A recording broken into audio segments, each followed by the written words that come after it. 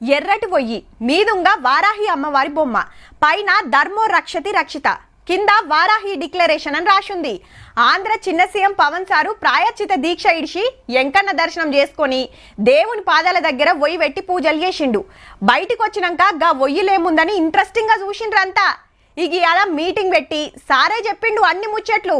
మరి మనం సుత ఇందం పాండ్రి, చలో తిరుపతి.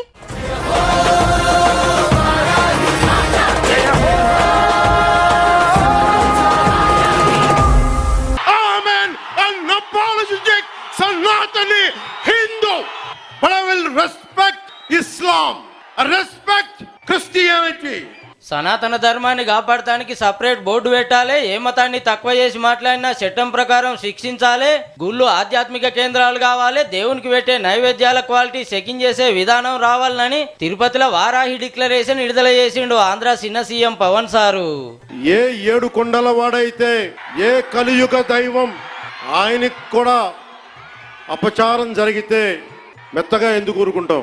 దేవుని ప్రసాదాల మీద అపచారం చేసిండ్రని జగనన్న పాటోళ్ళను ఆర్పారార్చుకున్నాడు. కల్తీ ప్రసాదాలు పెట్టారు. ఇదే తిరుపతిలో గతంలో జరిగిన వారాహి సభలో అపచారం జరుగుతోంది, సరిదిద్దుకోండి అని చెప్పాను. విన్లా 11 సీట్లకి భగవంతుడు కుదించిన బుద్ధిరాల వాళ్ళకి 11 సరిపోలా. ఈసారి ఎన్నికలు పెట్టమని చెప్పండి, ఒకటికి పరిమితం చేద్దాం. పవన్ అన్నకి ఇంత ఆవేశంగా మాట్లాడుతుంటే అభిమానులేమో సార్ కొత్త సినిమా ఓజీని గలవరిచ్చే వరకు అరే క్యాజీ అని ఫ్యాన్స్ కు గీ మాటలు చెప్పిండు. వినండి, ఇది ఎలక్షన్ సమయం కాదు, సినిమా సమయం అంతకంటే కాదు, ఇది భగవంతుడి సమయం. ఇది ఇస్లాం సమాజాన్ని చూసి నేర్చుకోండి మీరంతా. వాళ్ళ అల్లా అంటే ఆగిపోతారు, మనం గోవిందా అన్నం ఆగం. మనం నా మతాన్ని దేవుళ్ళని ఎట్లా తక్కువ చేస్తారని తమిళనాడు స్టాలిన్ సర్కార్ను సుత ప్రశ్నించిండు. சனாதன தர்மம் வந்து ஒரு வைரஸ் நாசம் பண்ணணும்னு சொல்றாங்க, நிறைய பேர் சொல்லிருக்காங்க. நீங்க முதல் ஒன் இல்ல, you're not the first one, you're not the last one, there go to many more going to come. ధర్మానికి అన్యాయం జరిగితే చట్టాలు కోర్టులలో సుత రక్షణ దొరుకుతలేదట. ఇంకా దూషణ చేసే వారికి కోర్టులు రక్షణ కల్పిస్తాయి. అయిన వాళ్ళకి ఆకులు, కాని వాళ్ళకి కంచాలు.